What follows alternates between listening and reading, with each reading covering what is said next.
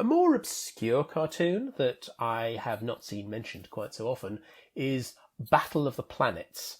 Now, this is a weird one because it was something I saw. It came out in Japan in the late 1970s and then was redubbed for release in the West, I guess around about 1980, 1981. And I found bits of it more recently on YouTube and thought, okay, that's bizarre. Bizarre in terms of the concepts and its own kind of, contradictions. But I found it, it always stuck with me. It got a weird sort of remake or redo-over, redubbing even later on, where it was called G-Force, which when I found that on videotape, probably in the late 80s, I was kind of disappointed. It's like, that's not the Battle of the Planets I remember. And while I think if I watched it again now, it would probably not have the same, it certainly wouldn't have the same impact, and I probably would identify a lot of problems. It certainly was something I found very dramatic in my formative years. So if you're not familiar with Battle of the Planets, check it out. Right, okay, so the next one is, I'm pretty sure I'm the only person to have seen this, and I'm not saying that out to be big-headed or anything like that, as in the times I've brought this up and I've been looked at like a dog that's been shown a card trick. It's kind of like, what are you talking about? And that was Gaikotsu Shotenin Honda-san, and that is Skullface Bookseller Honda-san, or bookstore skeleton bookstore employee Honda, I think is its literal translation. And for as much as it has this kind of odd veneer to it, because as I say, the main character is he's a skeleton, he's a skull, and he works in a bookshop. But all his colleagues have these quirks as well. So like one has a paper bag on the head, another has the helmet from a suit of armor on, and so one has a pumpkin. So you kind of get the impression that these are based on real people, and Honda, the guy, the person who wrote it, goes by the name of Honda.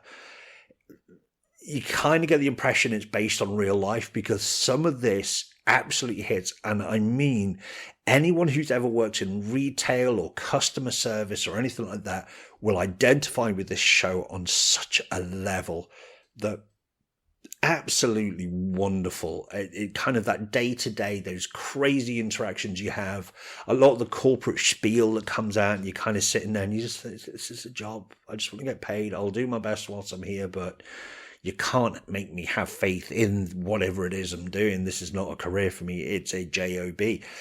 But it taps into that so beautifully that it can't be anything but based on real life. And they always say write about what you know, or, deal with what you know. But and I know retail, I spent a lot of years, probably too many years in retail myself and customer service myself. And yeah, no, just absolutely beautiful. Well worth. I think it's still on Crunchyroll. It's only a short anime. It's about 12 minutes per episode. But yeah, I've never met anybody else who's seen it, have heard of it, who've read the manga, anything. And yeah, it's really good. Can't recommend it enough. Probably Infinity Train. That show has been repeatedly done so dirty to the point where it's only available via piracy, all in the name of not paying residuals to those involved in making it. And probably the Warner Brothers Discovery merger is going to be an episode in its own right. Favorite obscure cartoon? Well, this podcast specializes in this. For a UK audience, it would have to be Infinity Train. It's just such a perfectly designed, perfectly delivered show. It's deep and clever, but extremely accessible at the same time, with 10-minute episode lengths, and the humor and the character arcs are really interesting, but with massive pathos alongside the humor. It's just like, it's almost everything you could kind of want in that kind of series.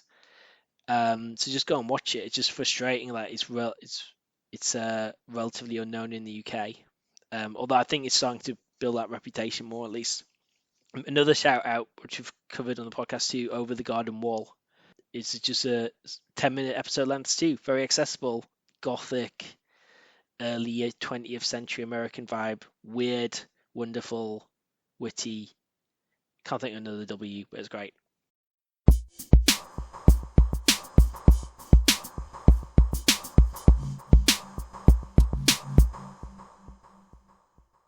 I am filled with basic answers, it must be said. When it comes to my favourite directors or studios, I do have to go for the big players. Pixar, yep, I think Pixar have produced banger after banger after banger after banger. Toy Story, A Bug's Life, Toy Story 2, Finding Nemo, The Incredibles, Ratatouille, WALL-E, Up, the aforementioned Inside Out, Toy Story 3, even Toy Story 4, more recently Turning Red.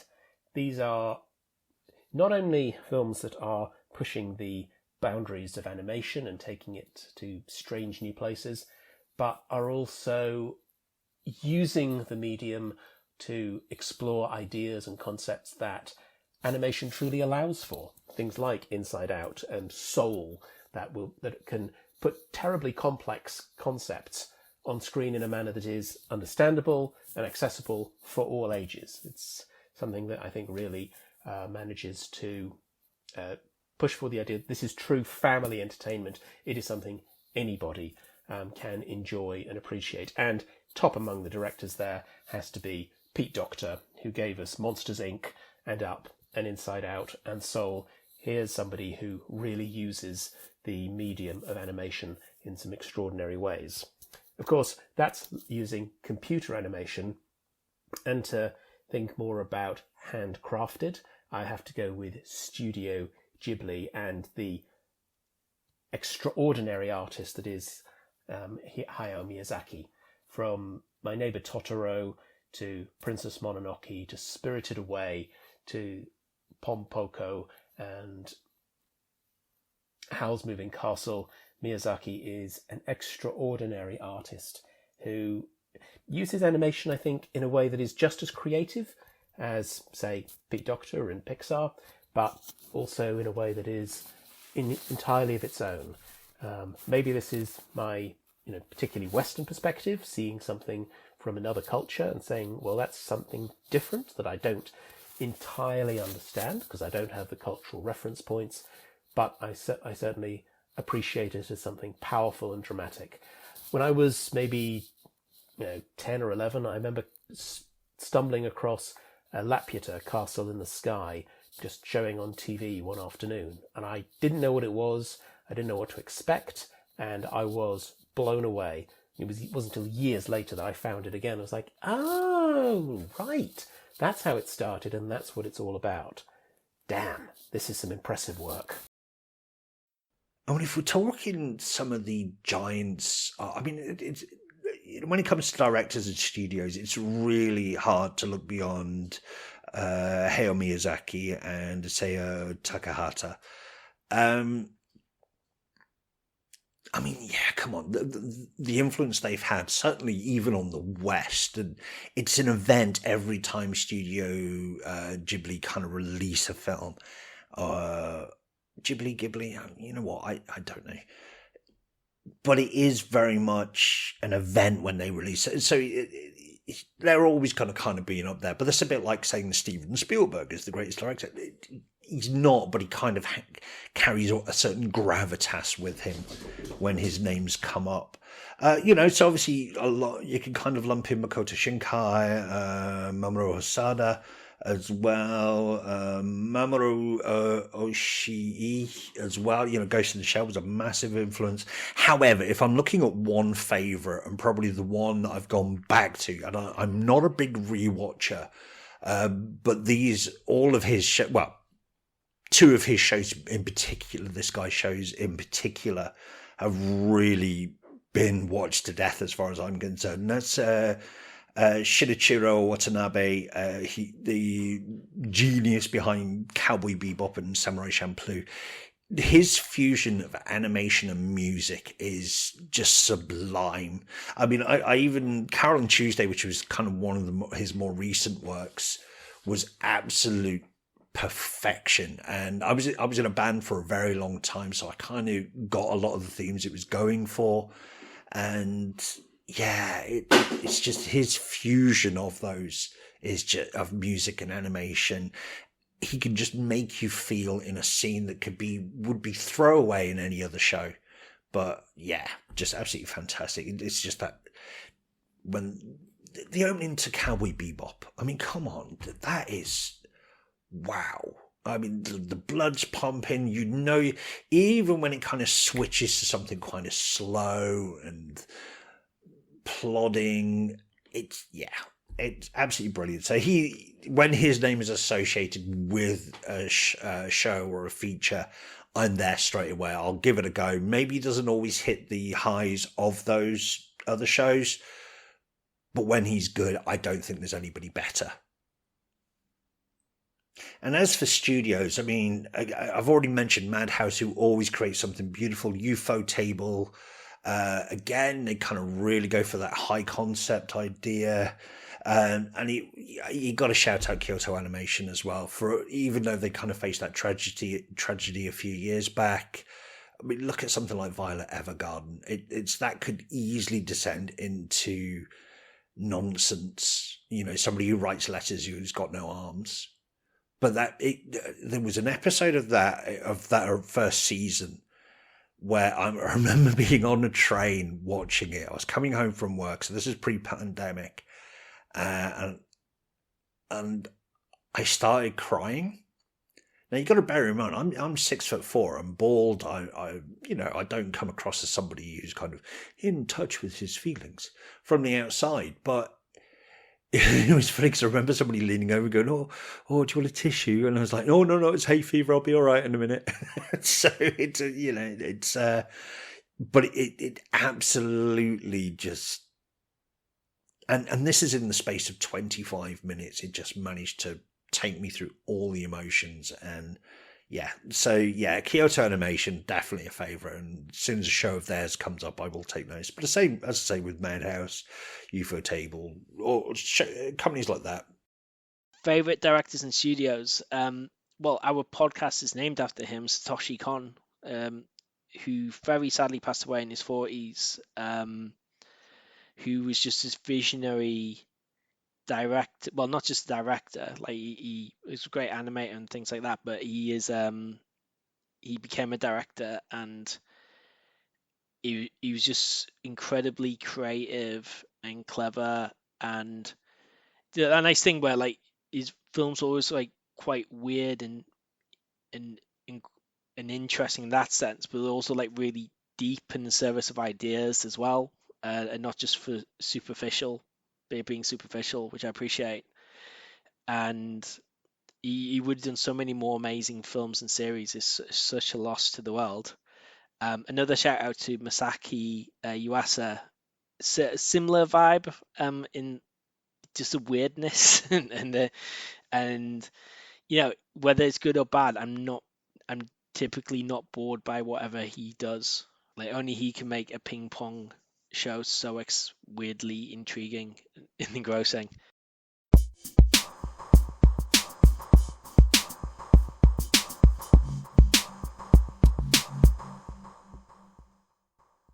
While I can be basic in relation to spectacular animation and favourite directors and studios, I'm not going to give a basic idea of what is a guilty pleasure cartoon, because truth is, I don't believe in guilty pleasures. If I find something pleasurable, I don't feel guilt over it.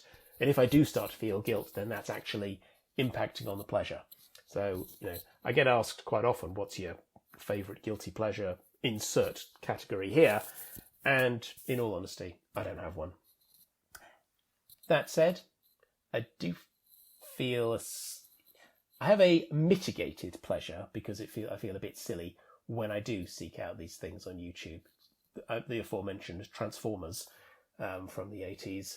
It does feel a bit odd when I look at that now, because I can see the plot holes. Say, wait, hang on a minute, how's that supposed to work? And then the answer is because it's a toy commercial. And yeah, but I'd be lying if I said I didn't still enjoy them. Guilty pleasure? I don't know if I have guilty pleasures.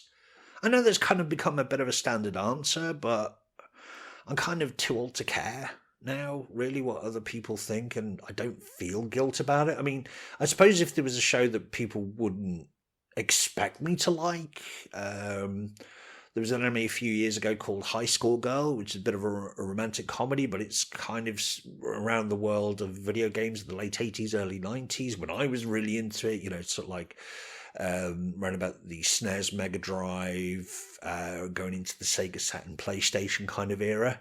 Sega Saturn, one of the greatest consoles of all time. And I've just lost a bunch of people by saying that. No, so I really identify with the games they were kind of releasing at the time, and the main kind of, it's a bit of a love triangle, but they kind of bond over Street Fighter 2 Championship Edition, which I remember playing in the arcades and being absolutely spending way too much money and way too much time in them, and just kind of, and then missing the last bus and having to walk like the 6-7 miles home, which was never fun. Yes, it's on Netflix. It's a romantic comedy. The animation is very cutie. I think for those that know me, they would be surprised to find out how much I really like that show. But I'm not guilty about it. I'll own that. Yeah, no, absolutely. So yeah, High School Girl, Netflix. Go watch it. My favourite guilty pleasure cartoon is a really interesting one. I struggle to say this, but the Arthur children's TV series, because when that came out, I was too old. I was a kid / teenager, but I was clearly too old for the show. But it's such like a lovely comfort watch, and so like likable and switch off your mind kind of thing.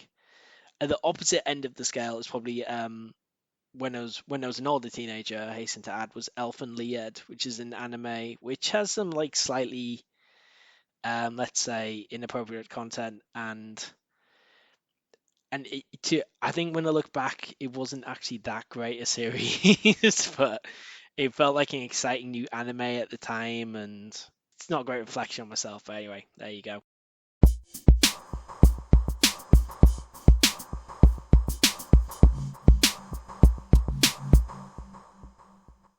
Another of the shows I did enjoy as a kid was Captain Planet and the Planeteers, but now I look back on it with a very different perspective. When Captain Planet and the Planeteers first appeared on Saturday morning cartoons, I was like, cool, yeah, this is great. This is an environmental action cartoon where they're facing these real issues like oil spills and ozone depletion and rising temperatures, and using these very, funnily enough, cartoonish bad guys to be a matter of, well, it's just this one bad person who's trying to make money, and we'll probably make a matter of saying, oh yeah, and here's some people who are threatened, so we better do the whole superhero thing. And it was a cop-out. I loved that show as a kid, but it wasn't, even as a teenager, I could reflect back at it and say, hang on, that was a missed opportunity. That could have been used in more interesting, thought-provoking ways, actually taken a more responsible attitude towards environmental issues, and it didn't. So yeah, that is something Captain Planet and the Planeteers, I have a less rosy opinion of than when I first encountered it. All right, there was a show that I started out really, really liking, but as it's gone on, I'm kind of starting to think, what's the point? And it kind of taps into what I was saying earlier about One Piece and Naruto and things like that. And that would be My Hero Academia. I mean, I started out really liking the concept, sort of like 80% of the world or 95%, I can't remember the exact figures for it, have something called quirks where they get superpowers, and this one kid, he doesn't, but then he does get them later on. Spoiler. But that's pretty early on, to be honest. So, and it started off really well, but it's kind of lost its way, and it's kind of fallen into that formulaic kind of idea of, oh, look, I'm in school and I must beat the big bad guy at the end of the year so I can go through. Yeah, you know what? And I think it was the end of the third season. I was like, I think I'm done with this.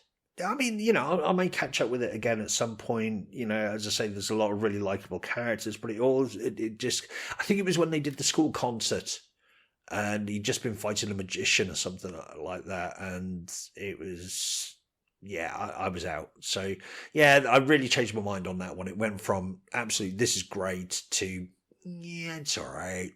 Animated shows or movies have changed my opinion on. An interesting one for me, South Park, because when that first came out, there was a lot of attention. I remember as a kid when it came out about how shocking, and there's controversy around it, people complaining it was being shown, and especially in the cartoon form, it was, people getting get their heads around it about this adult show being a cartoon. But actually, and I wasn't a fan because I didn't really get it, but also I found it a bit puerile and like shock value. Over time, and I don't know if this is just my perception, I think it is actually down to the show as well. It just seems it's just become a lot more likable. They seem to emphasize more the satirical aspects of it, which are often very clever but funny, crucially, and less so the puerile aspects, which I appreciate and is maybe more into the show. And Butters is such a great character, and focus on people like him as opposed to what the series originally focused on, I find more enjoyable too.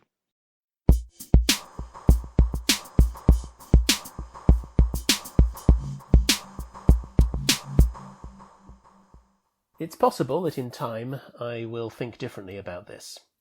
But when I think about facing a horse-sized duck, my main thought is, well, that's a duck. And it's going to be quite fluffy and probably wants to get to water. If I see a bunch of duck-sized horses, I'm concerned they might be able to kick me harder than I might be able to endure. So if I was faced with a choice of battling a horse-sized duck or lots of duck-sized horses, I'd go for the horse-sized duck. I mean, apart from anything else, that thing's going to be waddling even if it's after me, and probably not going to be able to move that fast. So I think I'll be able to get away more easily than I would from a bunch of horses, even if they were only the size of ducks. Oh, right. What would I like to fight? Lots of duck-sized horses or a horse-sized duck? Easy. Now, but there is context to this one. I'm going to say a lot of duck-sized horses, as long as I can be armed with a shovel and I could squish the lot of them. And the reason for this is I've been surrounded by horses all my life, not like in a Romulus and Remus kind of way, but my mum runs a horse sanctuary. I grew up very much out in the sticks. It was, I have a dislike for horses, only because they took up so many. On Christmas morning, it wasn't anything I could. We couldn't get up and just open presents like most families could. We had to go and clean out the horses and feed the animals and things like that, which fair enough. But I really started to resent it around about 13, 14, 15 and just, I hate it. And now to the point where I'll happily go and visit my mum. Of course I would. But it's on that condition that I go down the horses with her. And yes, I can ride. And yes, I know how to look after horses. And yes, you know what? When I was that early teen, it got me a lot of attention from girls and things like that. But I was always that weird kid, that different kid. So I didn't really like that attention, if that makes sense. Even though, I'm married now, I've got kids. But I didn't like that attention. I never had like bikini clad women on posters on my wall, never interested in that kind of thing. But yeah, so lots of duck-sized horses and a shovel. Thank you. Horse-sized duck. I know how hard horses can kick, and I'm pretty sure enough tiny ones could trample you to death. Ducks are idiots, though. Clearly, in a battle between a horse-sized duck and lots of duck-sized horses, I would want lots of duck-sized horses, because I feel if I could get to higher ground, even if it was the settee, oh man, could they jump up? I don't know. Well, yeah, now that's a scary thought. There's like jumping and you freak out. But I still think if you get the higher ground, you're kind of roughly safe. If there's a horse-sized duck, I just don't know what the hell to do with it. Even if it's not major danger, I'm not going to attack it or trap it even. It's just a massive inconvenience, really. So yeah, lots of duck-sized horses. It's obvious to me.